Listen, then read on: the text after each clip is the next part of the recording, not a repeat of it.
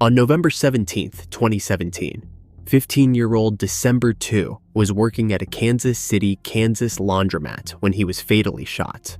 A fellow employee found December deceased inside the Maple Hill laundromat, located in the 2400 block of South 34th Street, the following morning. December was a sophomore at Harmon High School. December's family immigrated to the United States from Myanmar when he was just 6 years old. They fled to avoid the violence in their home country. Family and friends remember December as a bright and talented student, singer, son, brother, and athlete. He was fluent in English, his second language. He aspired of someday becoming a mixed martial arts fighter. He was a member of the J.C. Harmon High School wrestling team, where his daring style earned him a reputation in his freshman year. The team had just finished its first week of practice when he passed away. There were no eyewitnesses to the shooting.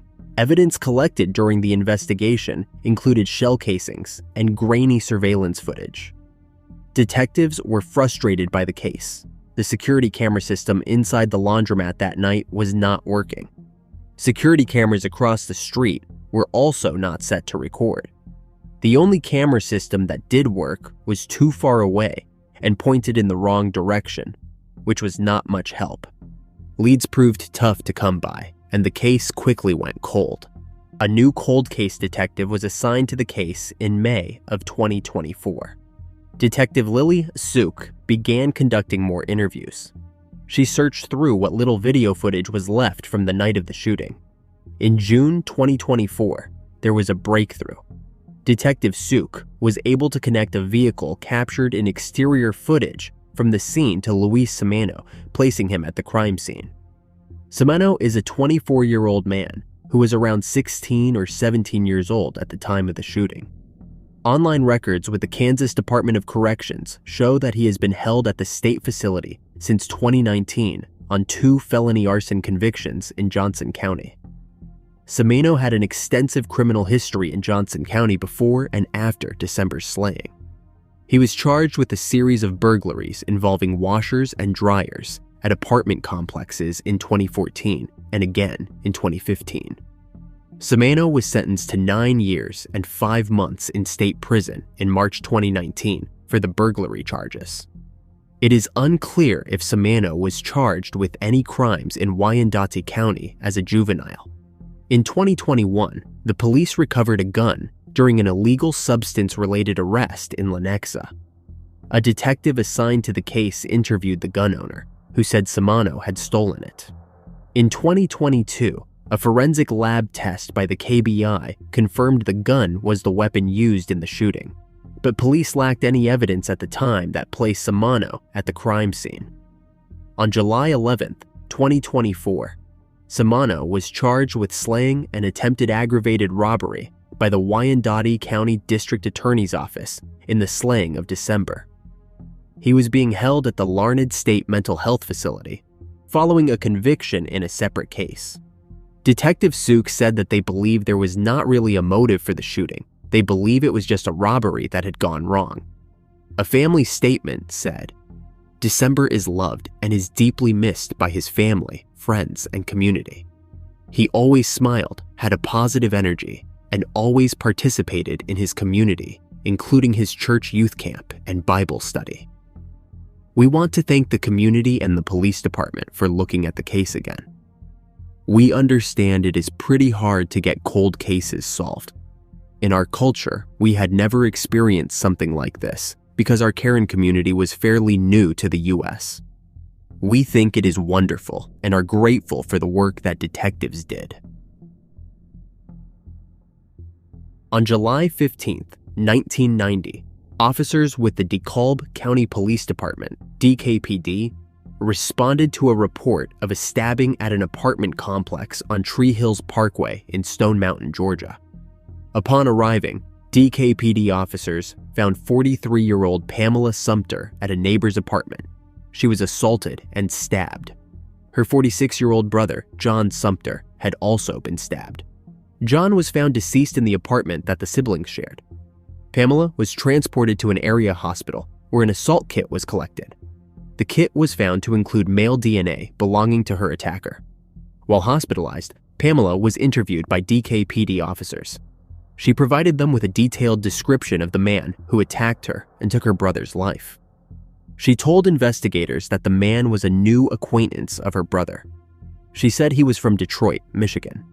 Pamela succumbed to her injuries 21 days later, on August 5, 1990. The case unfortunately went cold due to a lack of viable leads. In 2022, state investigators sent the kit for testing. In February 2023, the DNA from the kit was uploaded to a statewide DNA database. Unfortunately, there was no match. In February 2024, the DeKalb County District Attorney's Office worked with the GBI to upload the STR DNA profile for the unknown male suspect at the national level. They received a match to an unprosecuted 1992 assault case from Detroit, Michigan. At the same time, with no match to a known individual, the DeKalb County District Attorney's Office teamed with Othram to determine if advanced DNA testing could help to identify the unknown suspect in the case. Othram scientists successfully developed a DNA extract from the forensic evidence and used forensic-grade genome sequencing to build a comprehensive DNA profile for the unknown man. Othram's in-house forensic genetic genealogy team then used this profile to conduct genealogy research, ultimately providing new investigative leads to law enforcement.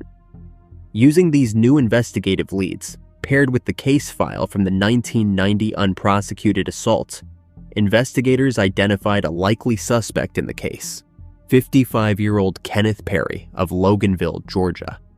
On June 6, 2024, members of the DeKalb County Sheriff's Office Fugitive Unit executed an arrest warrant, and Perry was taken into custody without incident. Investigators collected a DNA sample from Perry to confirm that he was the perpetrator in the 1990 case. The DNA sample collected from Perry at the time of his arrest matched to the DNA sample collected in Pamela Sumpter's 1990 assault kit. A DeKalb County grand jury has indicted Perry on 2 counts of malice slaying, 2 counts of felony slaying, assault, 4 counts of aggravated assault, 2 counts of aggravated battery, 2 counts of possession of a knife during the commission of a felony, and theft by taking, all in connection with the 1990 assault and slaying of 43-year-old Pamela Sumpter and the slaying of her brother, 46-year-old John Sumpter. Perry is in custody at the DeKalb County Jail, where he is being held without bond. The victim's brother, James Sumpter, said, "It has been over 30 years since this terrible, evil tragedy happened to my brother and sister. We now have closure. I pray that the justice system prevails. Anyone who believes they may have information about Kenneth Perry or the slayings of John and Pamela Sumpter is encouraged to call the District Attorney's Cold Case tip line at 404-371-2444. On June 11, 2000, Julie Ann McDonald's body was discovered at her home on Arnold Lane in Lafayette in Walker County, North Georgia. At the time of her demise, she was 42 years old. She worked as a pharmacist at a hospital in Chattanooga, Tennessee. Her cause of demise was stabbing, and she had been restrained as well. A checkbook was stolen from her home. The investigators believe she had been deceased for several days before her body was discovered. Initially, in 2000, 4 or 5 people were identified as suspects in the case. One of the suspects was found in neighboring Catoosa County with Julie's checkbook. However, there was not enough evidence to make any arrests at the time, and the case went cold.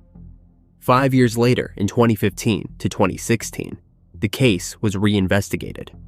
Unfortunately, tests on evidence could still not identify the suspect responsible, and it stayed a cold case.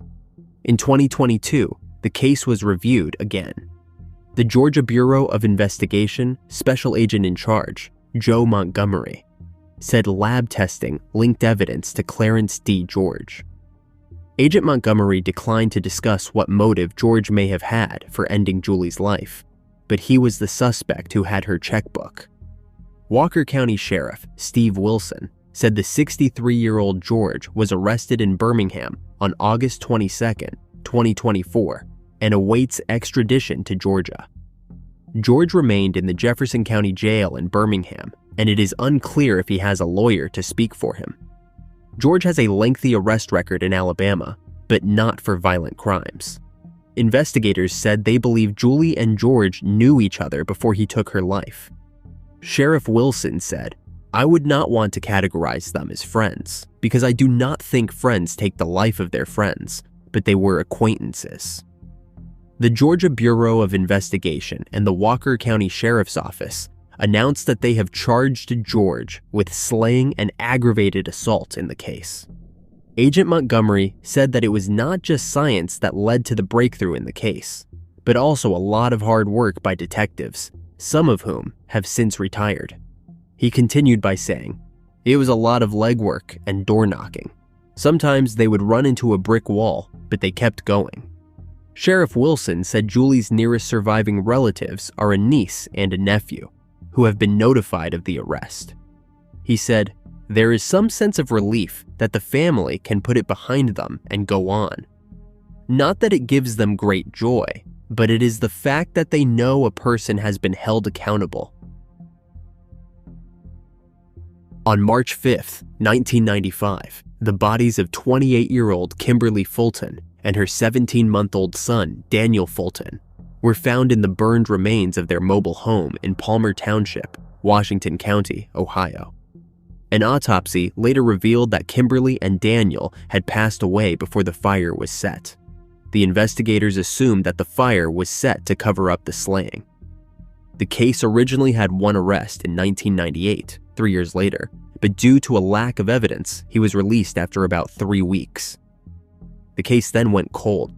In October 2021, a breakthrough finally came, more than 25 years later, when 49-year-old Scott A. Hickman was indicted and charged with slaying and aggravated slaying. He was the same person that was arrested all those years ago in 1998. The specifics of what led to Hickman's arrest could not be released, but he lived in the same neighborhood as Kimberly and Daniel at the time they lost their lives. In the early morning of March 5, 1995, Hickman picked up a mail. The mail had gasoline in a stored item, and they drove to the Fultons' home. The men then entered the home, where Kimberly and Daniel were sleeping in beds on opposite ends of the residence. The other man then smothered Daniel and Kimberly with a pillow in their beds. He then poured gasoline in the living room area of the home, set it on fire, and they left.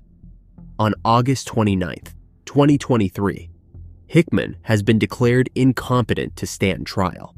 Hickman stands charged with 4 counts of aggravated slaying and 2 counts of slaying. Hickman's attorney, James Owen, filed a motion for a competency evaluation for his client. Judge Mark Carigny ruled that Hickman is incompetent to stand trial at this time, based on a competency evaluation completed by psychologist Dr. Andrew Reisner. Judge Carigny said, "Based upon the report, what I am going to have to do is find that the defendant is not capable of understanding the nature and objective of the proceedings against him. He is not capable of assisting in his defense. He does have, apparently, schizoaffective disorder, with his most prominent symptom being severe thought disorder." Based on the report, Judge Carigny says that Hickman could be restored to competency if he receives treatment. At that time, no treatment facility was able to take Hickman in, according to the defense attorneys. He was returned to the Washington County Jail. The man that was picked up by Hickman remains unidentified, but there was another arrest made in 2024. On May 15, 2024, 62-year-old Johnny Ray Ball was arrested. He was charged on the same day of 5 third-degree felony counts of perjury and 1 third-degree felony count of obstructing justice. Ball was then transported to the Washington County Jail. Ball was then arraigned on May 22nd in front of Judge Mark Carigny and was released on a personal recognizance bond. The conditions of Ball's bond is that he maintains contact with his attorney, appears at all future hearings, commits no further criminal acts, and signs a waiver of extradition. The waiver of extradition states that Ball waives any right to extradition from any other state if arrested for breach of his PR bond. The charges of perjury stem from the grand jury testimony where Ball knowingly made false statements under oath. The following is 5 instances where Ball made false statements. Firstly, he stated he was never in the vehicle with Scott Hickman the morning of March 5th, 1995. It also said that Ball stated that he was at the scene, drug hoses, and helped put the fire out. Thirdly, he stated that he found out 2 to 3 days later someone had lost their life in the fire, and he could not see the fire from his house because there was a field of corn blocking his view. Lastly, he testified that he did not see Scott Hickman the morning of the fire. Ball is being held until his arraignment in Washington County Common Pleas Court. Detective Jeff Severs said that Ball's involvement in the case is still being investigated, along with the involvement of others. When asked if Ball was the man described as the one who took the lives of the Fultons, Detective Severs said, "No, there is still a definite suspect. The case is still being investigated, as the investigators are not sure if there was a third person acting as a lookout or something else during the slayings." Detective Severs said, "We strongly believe there are 2 people who went into the house. Hickman is still considered not competent to stand trial, but the starting date for Ball's trial will still be announced." Detective Severs asked that people with information about the Fulton case contact him or Cold Case Unit Detective Bruce Shuck at 740-525-2483, and that the identity of anyone who does will be kept unknown. On a late December afternoon in 1989, Ruth Buchanan, a mother, was struck by a car as she was crossing a downtown North Carolina street after shopping with her friend at a department store. A driver in a dark-colored vehicle ran a red light and hit 52-year-old Ruth. Witnesses gave police detailed descriptions of the car, including the license plate number. Ruth passed away from her injuries the next day in a Charlotte hospital. Sergeant Gavin Jackson of the police department's Major Crash Investigation Unit said that her body landed on the opposite side of the intersection. According to witnesses, the vehicle continued and did not stop. The driver did not render aid. A few days later, officers responded to a call about a suspicious vehicle outside a Comfort Inn, which fit the description of the car involved in the collision. The vehicle later turned out to be stolen from a local car dealership. The 1989 hit and run went cold and remained unsolved for more than 3 decades. That was until the police said that DNA from a possible cigarette helped them find and charge a suspect. In 2022, law enforcement received an anonymous tip who claimed to know the man who committed the hit and run. That proved to be false. However, it did spur officers to take another look at the case. The detectives sent evidence previously recovered from the car to the police crime lab. They matched DNA from the cigarette to a man. Sergeant Jackson said that it was challenging because the positive DNA came back to an individual named Herbert Standback.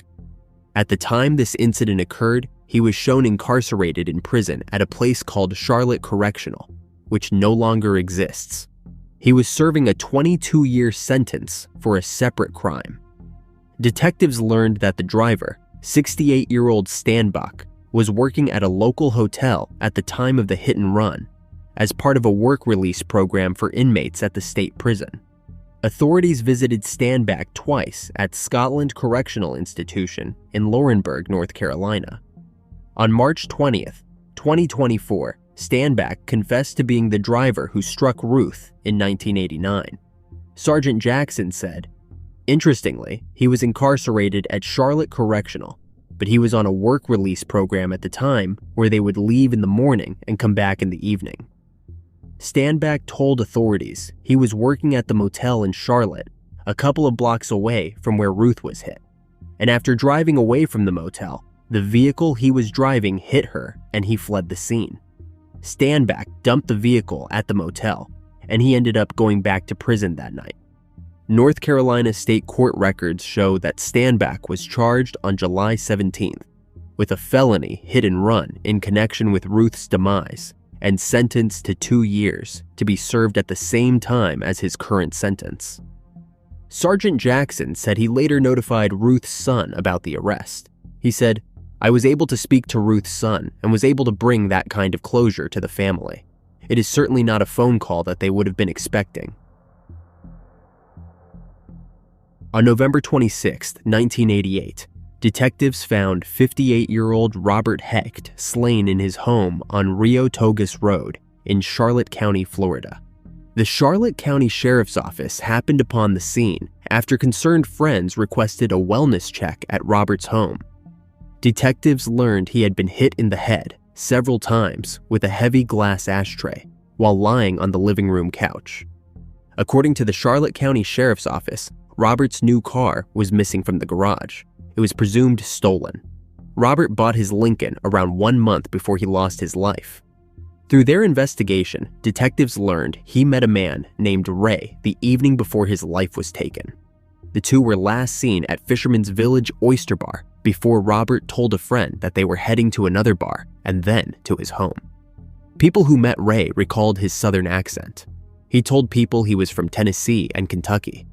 He said he was separated from his wife and, at the time, had a 14-year-old daughter. Investigators were not able to fully identify Ray at the time. On November 28th, the car was seen parked on Main Street in Lenoir, North Carolina. It was seized by the Lenoir Police Department. The detectives searched Robert's home and car. They found one cigarette butt in both the home and the car. Robert's friends told investigators that he would allow people to smoke in his house, but not his car. They concluded that the cigarette in the house fell from the ashtray during the attack. They believe the one in the car belonged to the perpetrator. They were unfortunately unable to find a match, and the case went cold. In September 2021, cold case detectives looked at the case again and interviewed everyone they could. Thanks to advancements in DNA technology, they sent the cigarette butts from the house and the car off to labs again for testing. It was determined that DNA from the same person was present on both cigarettes. Since there was no match in CODIS, the detectives submitted the results for genealogical examination. From that, they found a family match in Tennessee. Through the process of elimination, interviews, and direct comparisons to family members, the source of the cigarette butt's DNA was identified as Kenneth Ray Miller. Ray would have been just 36 years old at the time of the slaying. Investigators showed witnesses who met Ray photographs of him. They identified Ray as the person that was with Robert on the night of November 26th. One of the witnesses even said they saw Ray in Robert's house that morning. He was sitting on the end of the same couch where Robert's body was found. To the witness, it appeared Ray had slept there, given that he had a blanket over his legs. Detectives learned Ray passed away in 2007 of natural causes at the age of 55. He had a long criminal history, including aggravated battery, burglary, arson, and other crimes. The case was officially closed on March 22, 2024, by the Charlotte County Sheriff's Office. Robert's loved ones were also contacted about the news. While Ray is not alive to do time for the crime, Robert's family has their long sought-after answers. Mike Vogel, a detective for the Charlotte County Sheriff's Office, said, "I talked to his sister. She was obviously very happy to have the case resolved, and thankful for all the work that cold case put into the investigation."